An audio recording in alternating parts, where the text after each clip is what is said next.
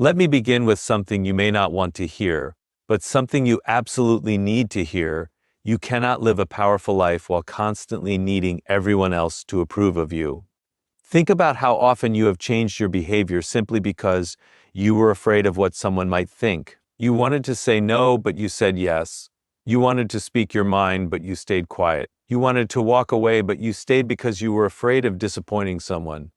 You wanted to pursue something different, but you stopped because you could already imagine the criticism.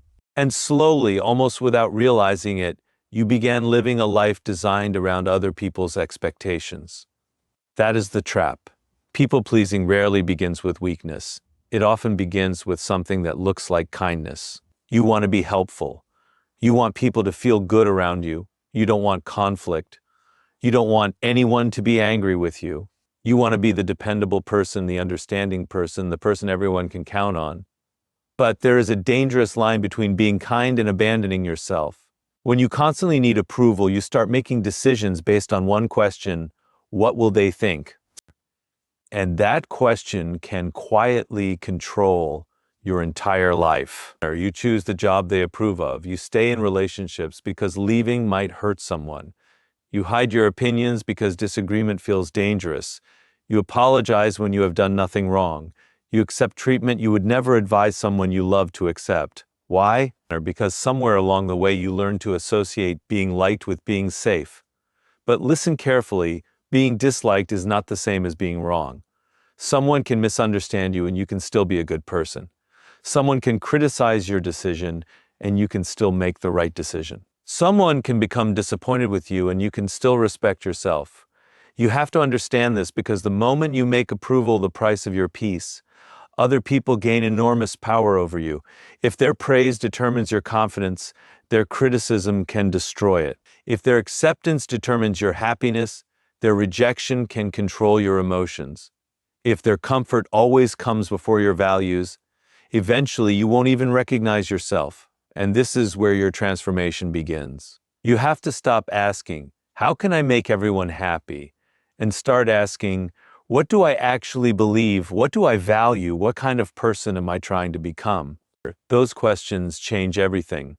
Because confidence isn't the ability to make everybody like you.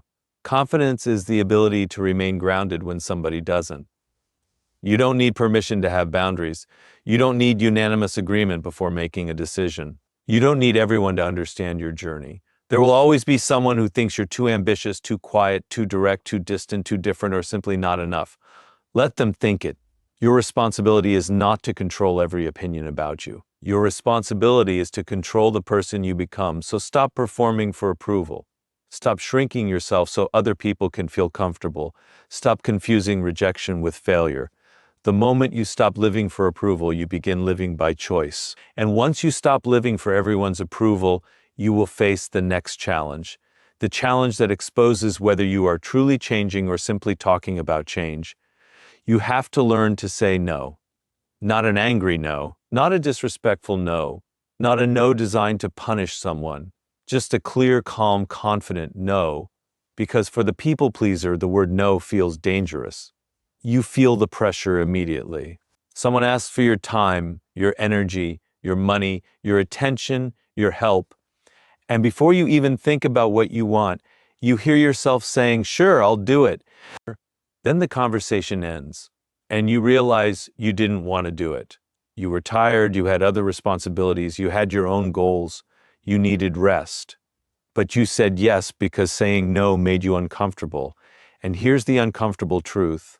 Every time you say yes to something you genuinely don't want to do, simply because you're afraid of someone's reaction, you teach yourself that their comfort matters more than your own. Do that repeatedly, and eventually you don't even need someone else to control you. Or you control yourself for them.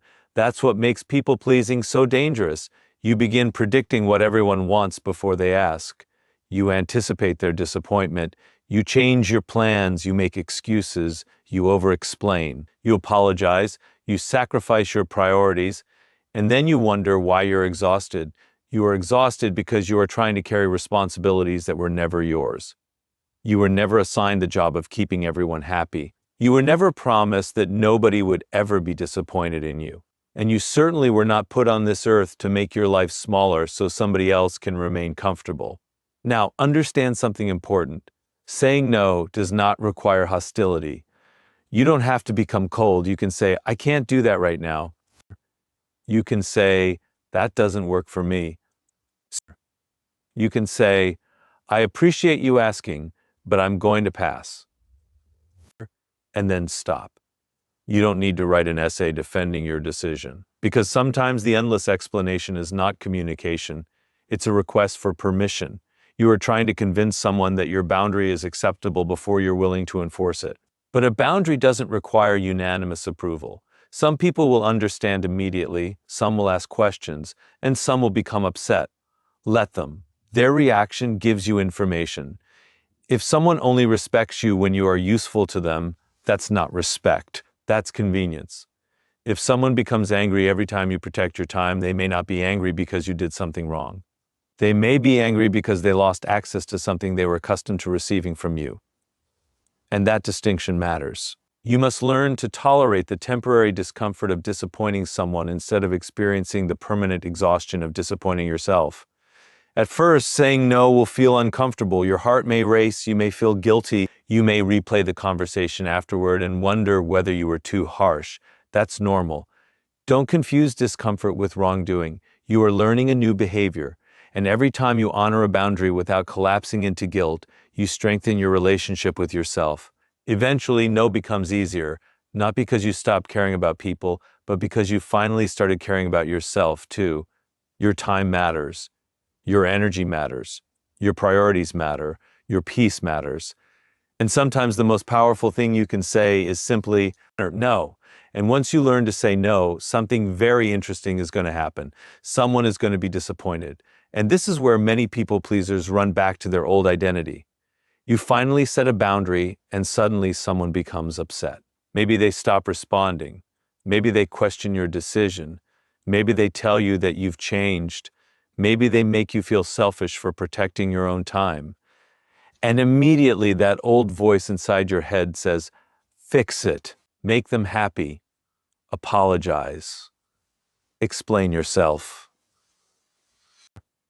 But this is the moment you have to resist, because if you cannot tolerate someone else's disappointment, you will never truly have boundaries. You will only have temporary boundaries that disappear the moment somebody reacts negatively. Think about that. If your boundary exists only when everyone approves of it, it isn't really a boundary, it's a request. You have to understand that disappointment is not an emergency. Someone being upset with you does not mean you have harmed them. Someone disagreeing with you does not mean you made the wrong decision. Someone walking away does not automatically mean you failed. Sometimes people are disappointed simply because they expected something from you that you were no longer willing to give. And that's okay. You have spent too much of your life trying to prevent emotions that belong to other people. You cannot control whether someone is happy.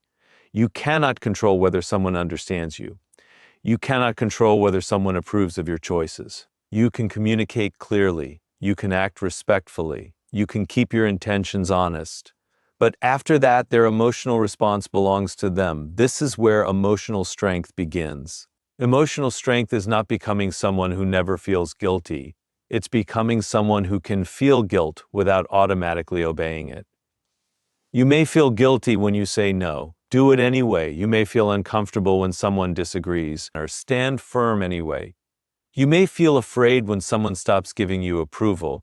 Keep moving anyway, because feelings are signals, not commands. And if you spend your entire life obeying every uncomfortable feeling, you will remain trapped inside the same patterns that created your unhappiness. There is another truth you need to accept. You will disappoint people when you grow. The version of you that was always available will disappoint people when you become selective. The version of you that never spoke up will disappoint people when you become honest. The version of you that accepted everything will disappoint people when you establish standards. The version of you that constantly rescued everyone will disappoint people when you finally let them solve their own problems. But don't confuse their disappointment with your failure. Growth changes relationships. Sometimes it strengthens them, sometimes it exposes them, and sometimes it ends them. That's painful, but it can also be necessary. You don't need to become cruel. You don't need to stop caring. You simply need to stop taking responsibility for emotions you didn't create. Let people feel what they feel. Let them misunderstand you. Let them disagree. Let them be disappointed. You can remain kind without surrendering your freedom. Because the moment you stop being afraid of disappointing others, you finally become capable of living according to your own values. And that is freedom. And when you stop fearing other people's disappointment, you create space for something far more important, your own identity. Because here's what happens when you've spent years seeking approval. You become dependent on external evidence to tell you that you're valuable. Someone praises you, and you feel powerful. Someone criticizes you, and suddenly you question everything. Someone compliments your work, and you believe you're talented. Someone ignores you, and suddenly you wonder whether you're enough. That's a dangerous way to live, because you've handed control of your self-worth to people who may not even understand you. Think about how unstable that makes your life. If your confidence depends on applause, then silence becomes frightening. If your identity depends on compliments, criticism becomes devastating. If your happiness depends on being accepted, rejection becomes unbearable. You become emotionally dependent on reactions you cannot control. And that's why you have to build something deeper than confidence. You have to build self-respect. Self-respect doesn't come from telling yourself that you're amazing every morning. It comes from evidence. It comes from keeping promises to yourself. It comes from doing what you said you were going to do when nobody is watching. You say you're going to wake up early, and you do it. You say you're going to finish the project, and you finish it. You say you're going to stop contacting someone who continually disrespects you, and you maintain that boundary. You say you're going to take care of your body, your mind, your responsibilities, and your future, and then you actually do it. Every one of those actions sends a message to your mind. I can trust myself. That is where real confidence begins. Not in applause, not in popularity, not in constant reassurance, in self-trust. And understand something else. You don't need to become perfect to respect yourself. You need to become consistent. There will be days when you fail. There will be days when you lose discipline. There will be moments when fear gets the better of you. That's part of being human. The difference is that you don't abandon yourself when you fail. You learn, you correct the mistake, you get back up, you continue. A people pleaser often gives other people endless patience while giving themselves none. They understand everybody else's mistakes, but punish themselves for every imperfection. They forgive everyone else, but constantly question their own worth. That has to end. You need to become the person who can stand alone without needing constant confirmation that you're doing okay. And that doesn't mean ignoring feedback. Wise people listen. They learn. They consider criticism. But they don't automatically accept every opinion as truth. There's a difference between feedback and judgment. There is a difference between correction and rejection. There is a difference between someone disagreeing with you and someone defining you. You decide who you are through your values and your actions. So the next time someone doesn't approve of you, don't immediately ask, "What's wrong with me?" Ask a better question. Did I act according to the person I want to become? If the answer is yes, keep moving. You don't need everyone to validate your path. You need to respect the person walking it. Because when you finally stop begging the outside world to tell you that you're enough, something changes inside you. You become quieter, stronger, more grounded, and far less controllable. Your worth is not something other people get to vote on.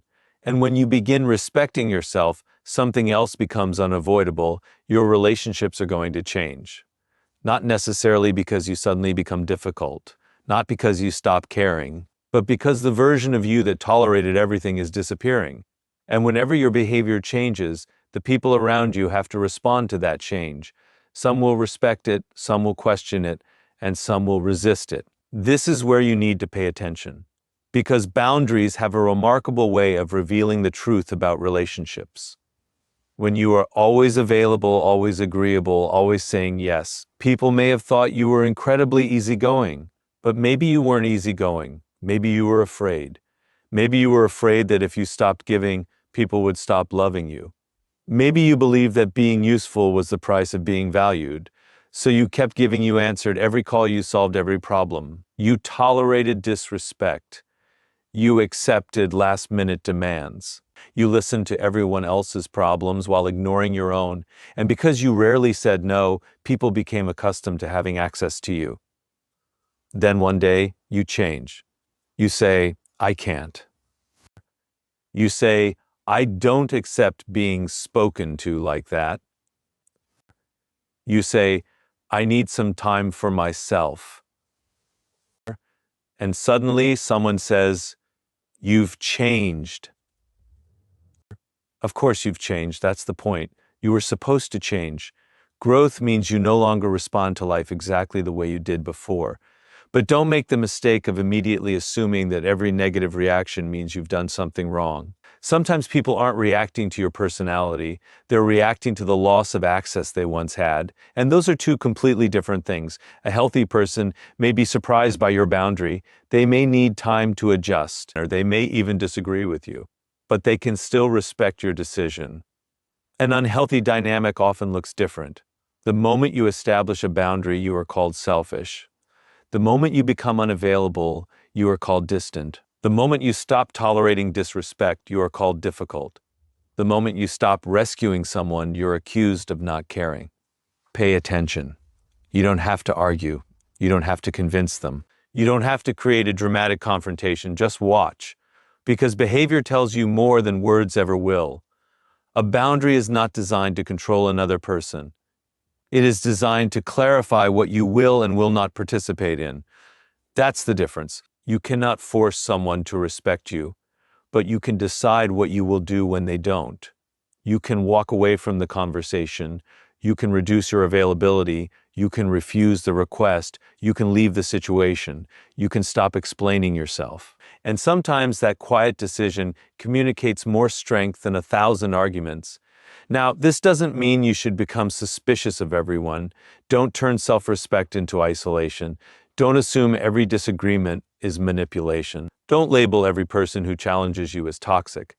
That's another form of emotional immaturity. Instead, become observant. Look at patterns. Does this person respect your boundaries over time? Can they hear no without punishing you? Or can they disagree without insulting you? Can they care about your needs while still expressing their own? Can the relationship survive when you stop overgiving? These questions reveal the quality of a relationship. And remember this, the right people don't need you to destroy yourself in order to prove that you love them. Real connection has room for boundaries. Real friendship has room for honesty. Real respect has room for individuality. So don't be terrified when your boundaries change your relationships.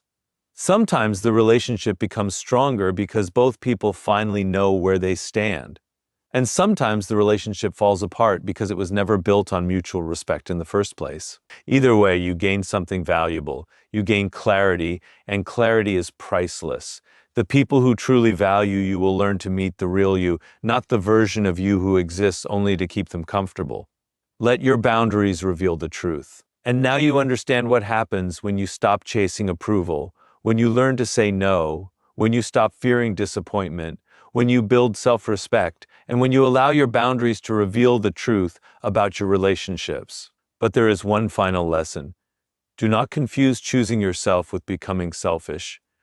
You are not here to become cold. You are not here to stop caring about people. You are not here to become so obsessed with protecting yourself that you forget how to love, support, and serve others. The goal was never to destroy your kindness. The goal was to remove the fear underneath it. There is a massive difference between helping someone because you genuinely want to and helping someone because you're terrified they'll stop liking you. One comes from strength, the other comes from fear. There is a difference between saying, I'm here for you because you care, and saying, I'll do anything because you're afraid they will leave. There is a difference between generosity and self-abandonment, and you need to learn that difference, because the healthiest version of you is not the person who gives everything away. It is the person who can give without losing themselves. You can be kind and still have standards. You can love someone and still walk away from disrespect. You can forgive someone without giving them unlimited access to your life. You can help someone without becoming responsible for their entire existence. You can care deeply without carrying every problem that belongs to someone else. That is what mature strength looks like. You stop giving from guilt. You stop giving because you're afraid of rejection. You stop giving because you need to feel needed. Instead, you give because you choose to, and choice changes everything. When you choose to help, you don't secretly resent the person afterward. When you choose to stay, you don't constantly wonder why you sacrificed yourself. When you choose to give, you don't expect approval as payment, because you're no longer bargaining with people for love. You're acting according to your values. And that's the final transformation. You become someone who can say, I care about you, but I also care about myself. I understand your feelings, but I am not responsible for managing them. I respect your opinion, but I don't need to surrender my own. I want to help you, but I cannot destroy myself to save you. Those sentences may feel uncomfortable at first, but eventually they become freedom. And understand this, choosing yourself doesn't mean choosing yourself over everyone else. Sometimes it means choosing yourself alongside everyone else. You recognize that your needs matter too. Your dreams matter too. Your time matters too. Your peace matters too. Your future matters too. You are allowed to have a life that isn't built entirely around responding to other people's demands. You are allowed to disappoint someone. You are allowed to change your mind. You are allowed to outgrow relationships. You are allowed to protect your energy. You are allowed to walk away. And most importantly, you are allowed to become someone you respect. So when you walk away from this message, don't try to become heartless. Become harder to manipulate and easier to trust. Or don't care less, care with wisdom, don't give less, give with intention, don't love less, love without abandoning yourself. Because your kindness is not the problem, your fear is. And once you remove the fear, your kindness becomes powerful instead of costly. You no longer need to prove your worth by being needed. You no longer need to earn love by sacrificing yourself. You no longer need permission to live according to your values. You finally understand that your life belongs to you. Choose yourself and never abandon yourself again.